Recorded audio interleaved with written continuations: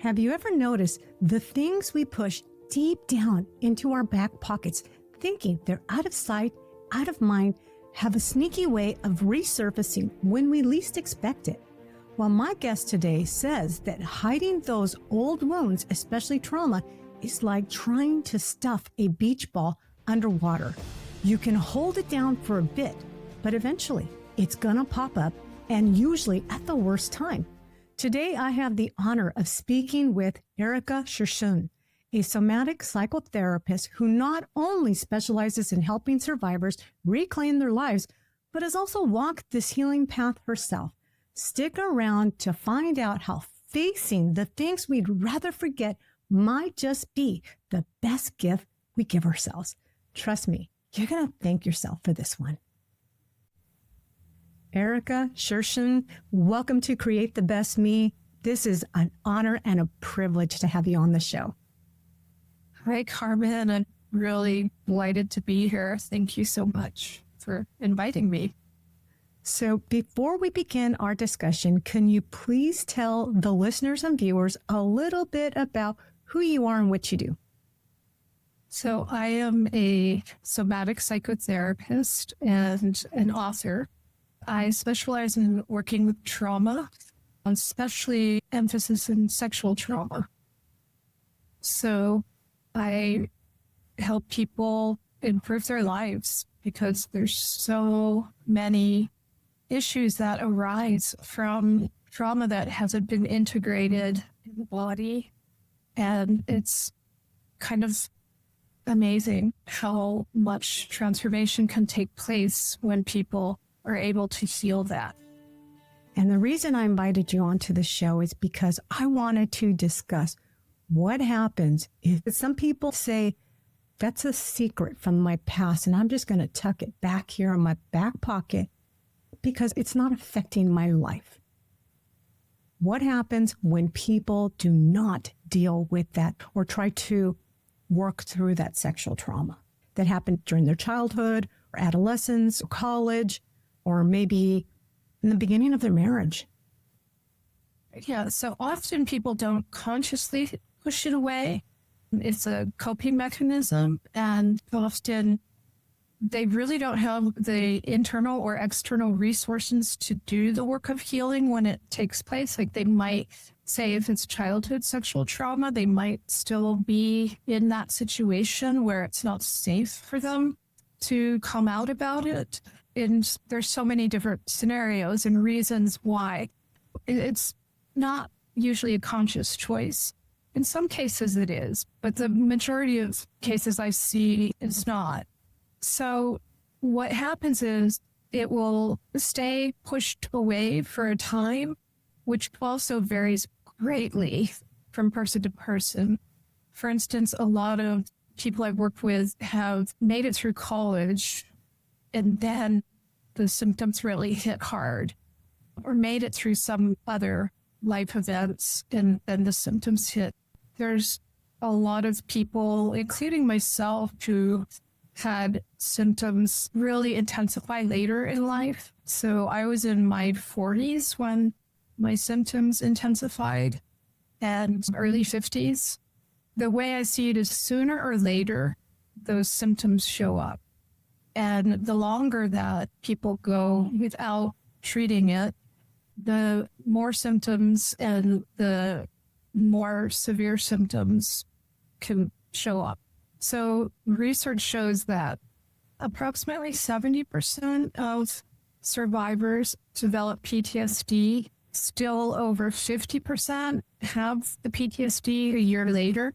But there's also survivors who don't have PTSD show up until years later. I see that a lot as well when all those symptoms start to flood them. So, whether they have PTSD or not, the symptoms are very uncomfortable. They're very disruptive to their lives. They can be not only mental health symptoms, but also physical symptoms, such as chronic illness. IBS is really common, and other digestive issues. I have a blog post that goes into great detail about the symptoms, and I've divided them into 6 categories, which can be found at healingsexualtrauma.com. If anyone's curious to really break down the symptoms, most people are very surprised to realize how many of those symptoms they have when they go through it. And, it doesn't only apply to sexual trauma, but sexual trauma is such an intense wound that I find working with my clients, when I clear the sexual trauma, they get really good results. So usually we will go there first and work on integrating the sexual trauma before we move on to other traumas, relational traumas. Do you find that sometimes people had a sexual trauma event that took place at some point in a person's life, and somehow the person blocked it from their mind or they forgot about it, and then there's something that happens in life that triggers, and all of a sudden they're kind of wondering, was it a dream or did this really happen to me? Yes, that's very common with childhood survivors. Some survivors had trauma happen when they were an infant, so they didn't have language yet. They didn't know what it was, is the case with young children as well. They have no idea what sex is. They don't know what is happening to them when they go through it. Memory and trauma is very different than the memories we create when we're not going through a traumatic experience, which is overwhelmed to your system. It's what determines if it's traumatic to one person and not traumatic to someone else. So the overwhelm to the system causes memory to be encoded in the brain in a different way. And part of that is that our memories are predominantly implicit when we're going through a traumatic experience. Implicit memories are emotional and they are procedural, which is body-based. It's sensations and patterns of movements. So those are the kinds of things that we get triggered and we don't realize what is triggering us in the moment. But this is why a lot of trauma therapists say that trauma is stored in the body, because the body remembers. The nervous system, it's incredible how connected everything is. It's not just in our brains, the memories, the trauma, it's in body as well. Well, forgot your question, I'm sorry. Well, the question was, sometimes our brains block that we were a victim of trauma, and then there's a trigger that happens somewhere in life, and all of a sudden we're kind of questioning ourselves whether was that a dream or was this real? Right. So because of the memory being encoded differently, we don't remember like a movie. Like we might remember, say, a birthday party, a happy occasion that might play back in our brain like a movie. But when it's a traumatic event, it's fragments of memory. And it's not playing back like a movie that runs from beginning to end. So already the memory's impacted, even if you don't forget those fragments. But yes, many people don't remember for a time because it was their system trying to help them survive, to get through. In childhood, if you go through something like that, it's so overwhelming. And so it is common to push it away. So in very early childhood, all you have is the procedural memory, the implicit emotional and procedural memory. You don't have the episodic memory. This is why a lot of people have memories come up that they didn't realize were there. They come up years later and it's very upsetting. It's very overwhelming. It's usually coming up with flashbacks, which are extremely disruptive. And at the same time, it's their body letting them know it's time to heal this, that you are resourced enough now to heal this. Even though it doesn't feel like it, we can't ignore this any longer. So it's a positive message in that way, but quite painful at the same time. Have you ever had someone who perhaps they had sexual trauma as a child, and they had sexual trauma in their adolescence by different people, that when they're a little bit older in their 20s has sexual trauma? You ever had anybody that had those series, and how do you help them cope with that? Because I think that somebody who had those different events, different people that caused this trauma, may see themselves as, well, maybe I asked for it. Start to develop that mindset that maybe I asked for it because it keeps happening to me. So I don't see so much people thinking that they asked for it as much as this is a testament of their unworthiness, which of course it isn't. And it's very common, unfortunately. So one of the number one risk factors for being re-victimized is unfortunately having been a childhood survivor, which is why I see it a lot in my practice. It's something that I went through. There are different reasons for that. Unfortunately, people who do horrendous things like sexual assault, they seek out a victim energy. So by no fault of the survivors, they might have that energy because they haven't had the opportunity to heal from the trauma they've been through. And some of these people are quite good at picking up on that. So it's quite common. There are so many reasons why people feel shame around being a survivor, and definitely that's a big one, to have had multiple traumas. Yeah. And the reason I asked that question is because I had a girlfriend who had a child, and she went to her OBGYN to get a follow-up after having a child. And it wasn't her OBGYN that saw her. It was somebody who was in the office, possibly becoming a partner with her OBGYN. And that doctor asked her, asked her a question that made her feel uncomfortable. He says, how is your sexual relationship with your husband? Are you being satisfied? And she was like thrown off because she's like, what kind of question is that? And she said, it's okay. It's okay, because she was just trying to dismiss the question that was being asked her. And then he took that as well, let me show you how your husband can satisfy you. And she was, basically she was assaulted. And she was, she told me that as a child, she had been a victim of sexual assault. And then here she was as a grown person, a grown woman, and she was sexually assaulted. And she said it happened years ago, but she says, I was embarrassed to tell my husband. I was embarrassed to tell anyone because this was 2 times in a row. And what's my husband? My husband's going to leave me. He's going to think I cheated on him. I asked for it. And so she had that shame. And I said, did you tell the doctor, the one who ran the practice, that this doctor in his office assaulted you? And she says, no, I didn't want to create any problems.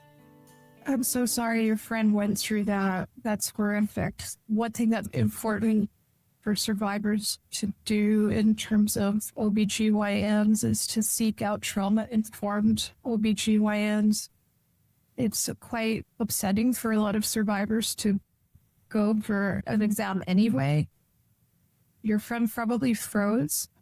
And this is another thing that brings on shame for a lot of survivors. However, it's your body's way of trying to help you survive. If it goes into a freeze, it determines that is your best option to survive. So there's a lot of wisdom in that, in the body. And people who assault people are bigger than them in the majority of cases. I don't know if I've ever come across a case where the person wasn't bigger than the person being assaulted. So stronger, they can overpower them. And your body's determining that it's actually not safe to try to fight at this point. So it takes you into that freeze to help you stay alive. So even though the perpetrator's intent might not be to take someone's life, it can happen when someone who's doing a horrific thing like that gets angry. It can escalate things. So she likely froze and couldn't do anything. You're in a very vulnerable position in that whole exam situation. So yeah, it's really, really upsetting.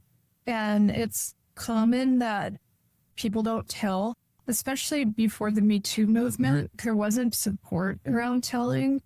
But even now, if we look at the state of things, how many accused perpetrators are in power right now, I think probably a lot of people still don't feel safe coming forward. So, yeah, it's definitely something that I see as well quite a bit. So if someone does not deal with this sexual trauma, what type of behaviors have you noticed that people exhibit when they do not deal with sexual trauma that they've had in the past? So it can range quite a bit. So some people develop a fawn response, like a please and appease response to trauma, especially childhood victims. So they're very agreeable. And in the long run, that also can contribute to being re-victimized because they don't have good boundaries. They haven't learned how to create boundaries for themselves in a way that's empowering. So that's a common one. And then people can swing in the other direction and have a lot of anger and rage, fly off the deep end quickly.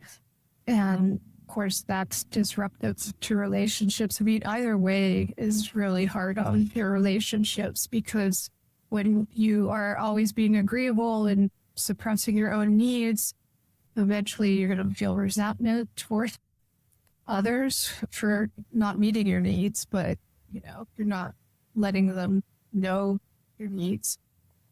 It's a two-way thing there. So it can go either way. There's so many different symptoms. So back to that symptom list, I have in the first category hyperarousal. So things like a heightened startle response shows up, difficulty sleeping and sleep disturbances, which sets you up for a dysregulated nervous system throughout the day. So you get much more easily triggered. And of course, when you get triggered, you tend to go from 0 to 100 in a second. And whatever comes up, whether that be fear, anger, whatever it is, it's like very big, very quickly, very disruptive. It might be a lot of emotion coming up and tears. And then there's dissociation coming up for many survivors. So re-experiencing the trauma, nightmares, the flashbacks, and that all shows up in other ways. And then people might avoid the trauma reminders. So they might make their life smaller and smaller to avoid any triggers, anything that reminds them of the trauma. Substance abuse disorders show up for a lot of people.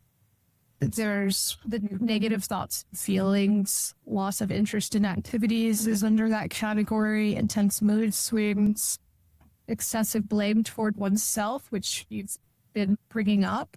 The shame is huge, and it's so sad because it's never the survivor's fault what happened to them. There's nothing that they did that invited that to happen to them. No one has the right to do that, and yet it happened to them. So the shame belongs to the person who did it to them, not to them. But there's a lot of factors that play into the survivors I work with being able to take that in.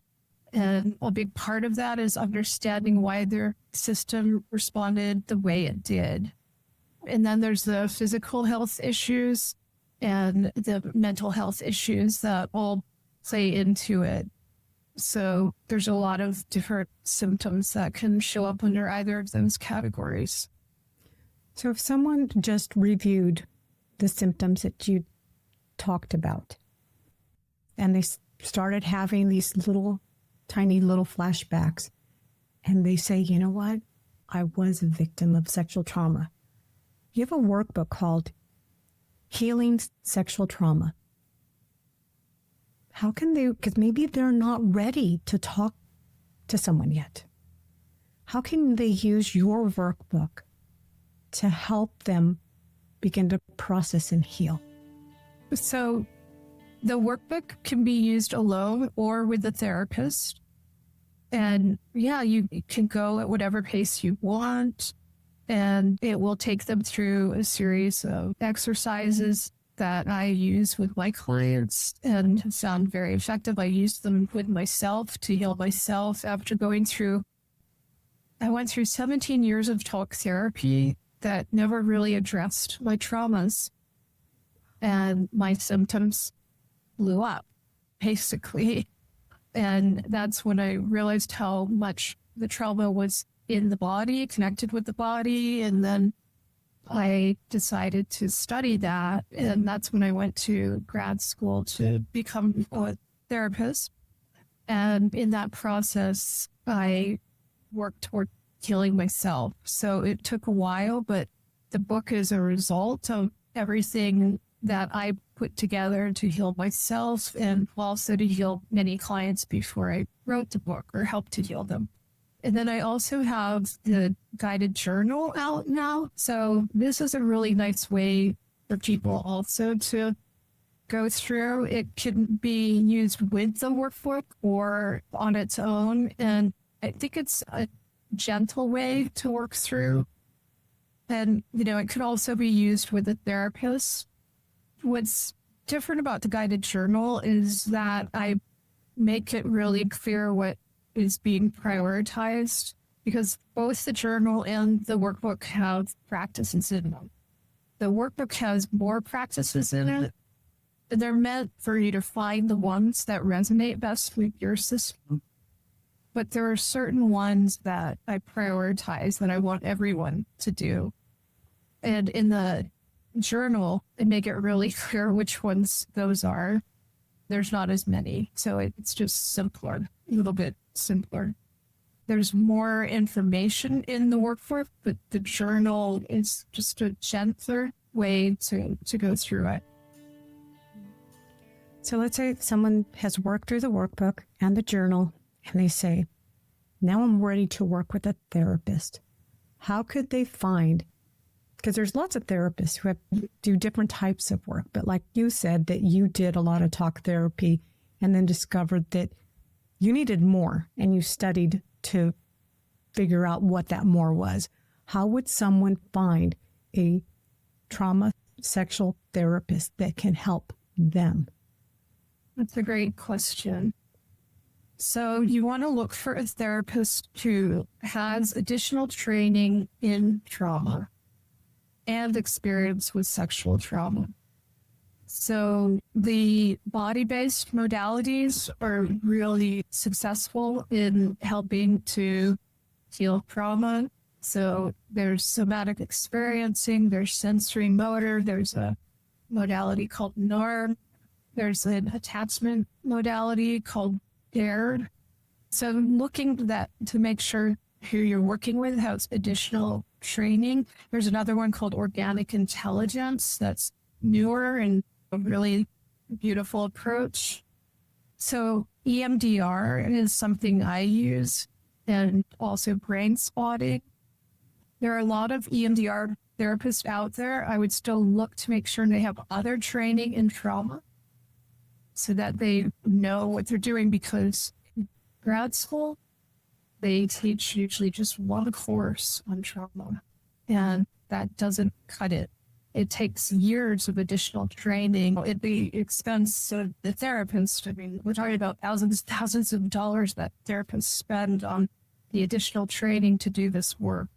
So it's really necessary that people have that training. It's easy to re-traumatize someone. if you don't know what you're doing.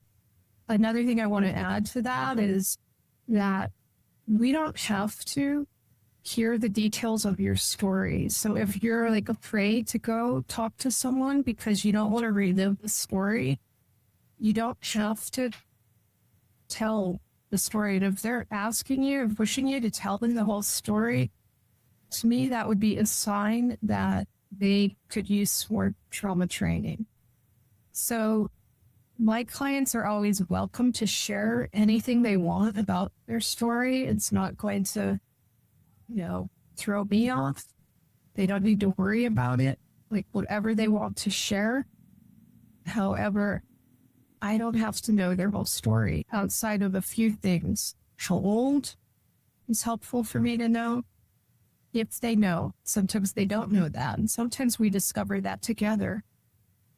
Family member or not, it's helpful to know, like if it was a betrayal of that type. And then if they were drunk or not, it's helpful to know. And again, sometimes we discover that together as well. So it's kind of revealed as we go through the healing process. So all of those things are important to keep in mind when looking for a therapist. Yeah, because I was thinking taking that step to go see a therapist requires a lot of vulnerability. Okay. And if you have to relive something, it's painful. It's very painful. And so I would think that you want somebody that makes you feel safe. Even if you're just sharing, I was 7 years old when it happened. Because even saying I was 7 years old when it happened could be, in my opinion, and I'm not a therapist, I would think that that would be painful. Because it's kind of like peeling off, taking off a Band-Aid off of a cut. Yeah.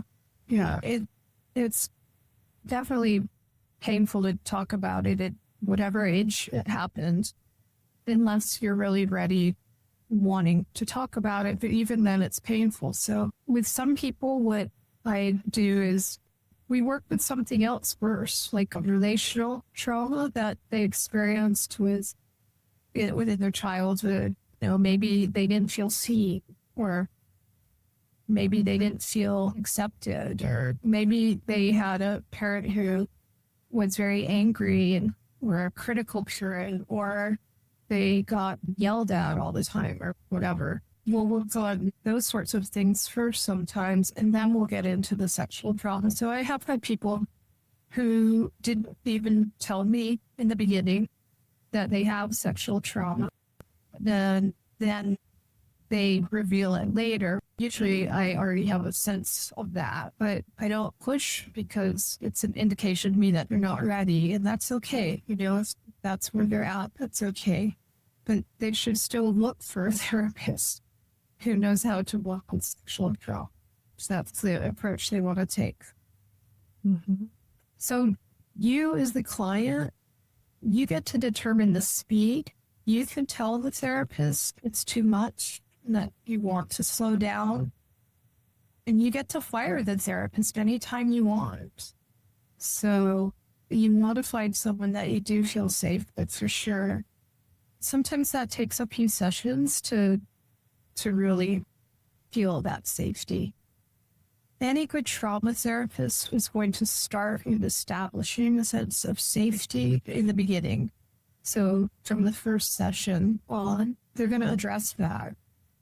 And a lot of times people coming in, they've never felt safe. They don't know how to feel safe in their body. So we start there. Is there a website or resource out there nationally that people can, put in, I live in this state, this city, and this is what I'm looking for, and they can find the therapist that feels good to them, or will be able to heal whatever wound they have deep inside them? So there's not a website national specifically for therapists who specialize in sexual trauma, but those different modalities that I mentioned earlier, you can go to the Somatic Experiencing website or the Sensory Motor website or others that I name and look at their list of therapists by state. That's one approach. You can go to Psychology Today and use the filter and put in trauma and put in sexual. I think it's under sexual assault. I'm not sure. So you can, do searches that way on some of the directories. And so do you only work with patients here in California, or do you work with patients anywhere they're at? I work with people anywhere, pretty much. The difference is that I work as a therapist with patients in California because I'm licensed to California, and I work as a coach outside of California. Okay. So that means if you're outside of California, you can't use insurance, but I don't accept insurance. So I do have clients in California that get reimbursed through their insurance company. But if you're out of state, you're not eligible for that if you're working with me. And then the other thing is I can't give you a diagnosis if you're outside of state. But I don't see people as diagnoses, and the only reason I give them is for insurance purposes for those people who are submitting to their insurance. Unless someone asks me, do you think I have this or do you think I have that? Or in some cases, I will mention that it's PTSD that they're dealing with. So, Erika, based on the conversation that we have had here today, what is one thing that you would want to tell the viewer and the listener who has suffered sexual trauma in their life, and you would want them to hold that close to their heart? I want them to know that it's never too late to heal and that they are worthy. They're worthy of healing. And for the person who has dealt with sexual trauma or they've been a victim of sexual trauma, what are 3 pieces of advice that you would give them to help them find some kind of healing or begin to get some kind of healing? Yeah, I would suggest to them that they do some type of grounding practice every day. And there are many ways to do that. And there are many reasons for it. I go over it in the first chapter in my book. Also, the first chapter is available for free from the workbook at the healingsexualtrauma.com website, as is a little ebook called The Many Ways to Ground. So they can look through that and pick a way that resonates with them and start grounding daily. That was the first thing that helped me in my healing, was finding a practice called toe tapping. It's the first thing that started to reduce my flashbacks and being triggered, the intensities of both. And even if you aren't experiencing those particular symptoms, whatever you are experiencing, it can help. It's a traditional Chinese medicine practice, and it's meant to be daily, and the effects are cumulative. So I saw very quickly the effects start to happen from that. It really gave me hope that I needed at the time. So the grounding, and then the next thing would be orienting, which is looking around the room you're in, the space you're in, and you can find an object, like you can scan the room and just see what your eyes are drawn to, and then stay with that for a few moments. Or in the book, I have people do my favorite way for orienting, which is to just turn your head and neck all the way to one side, and then very slowly turning all the way to the other side.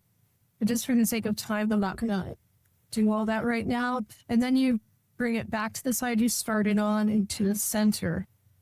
And it allows your nervous system to take in that there is no threat in your immediate surroundings in the moment, and that you are okay in this moment, to be present, to acknowledge if you are okay with it, to acknowledge that you're safe in the moment. For some people, that's too much.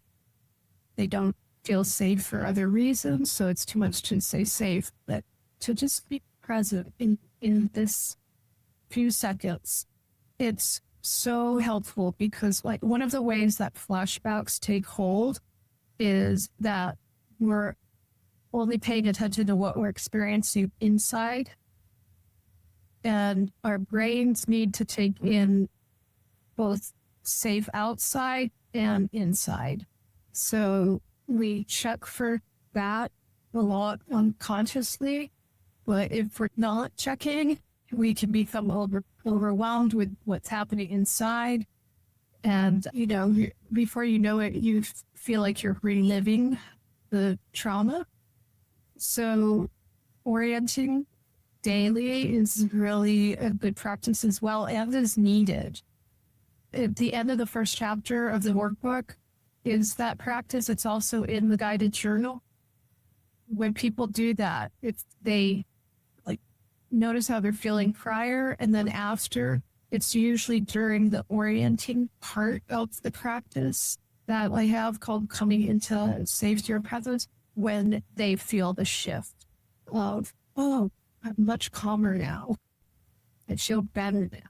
So they might start out at an 8 and they might go to like a 4. They might not go to well, I feel great, but it's an improvement. And that's a big part of the work of healing. It is to have the agency to do something that shifts your state in a direction that you want to go in, which brings me to the third thing, which is to learn about their nervous system, to learn about what's called polyvagal theory by a man named Stephen Porges, who identified this aspect of our nervous system, and he named it polyvagal theory.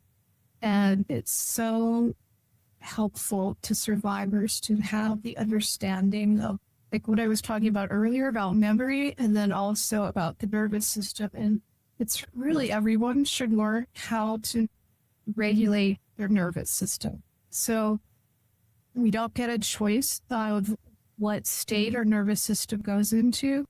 Got fight flight, which is called sympathetic, and then you've got the freeze, and there's a few other aspects to that, but I'll just keep it for simplicity right now at freeze, and that's called the dorsal vagal response. So when you go into either of those states and out of what's called ventrovagal, which is the state of social engagement, safety, calm, you leave that state. And for a lot of survivors, they're almost never in that state.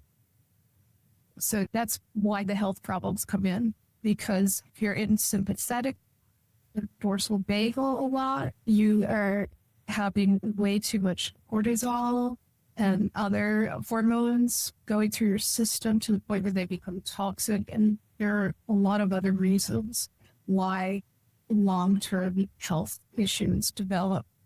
But back to what I'm recommending is that you learn through a book, through a therapist, how to begin to regulate your nervous system. And that starts with identifying which state you're in, and then learning what are a few tools you could do now to help you shift your state. So that's in both my books, but a couple other places you might go for that is Stephen Porges' books, which are going to be a little more academic. A woman named Deb Dana, who knows him, has published books that are geared toward everyone. She has some that are academic based, but she has a lot that are very user friendly. So, those are a few options. That's great. So, Erika, if people want to work with you as a therapist, if they're in California, or work with you as a coach, hire you as a coach, how can they learn more information about you and begin that journey?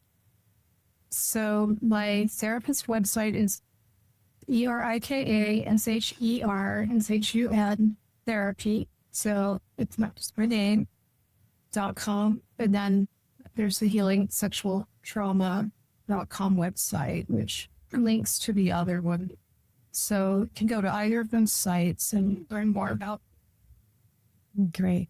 Well, I will make sure to include all of your information in my show notes so that people can begin their journey to heal.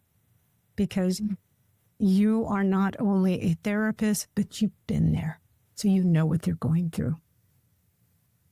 So Thank you. yeah, thank you very much for being on the show. Like I said, I will link all that in our show notes. Thank you. It's been such an honor to speak with you and your audience. Thank you. Great. Wow, what an incredibly powerful conversation. You know, at the beginning, Erika mentioned how the things we bury tend to pop up when we least expect them. But as we learned today, facing trauma, especially sexual trauma, head on can transform your life in ways you might not even imagine. If today's episode resonated with you and you want to start your healing journey, Erika has generously provided a free copy of Chapter 1 from her Sexual Healing Trauma Workbook and a digital copy of The Many Ways to Ground. You can find both right down below in the show notes.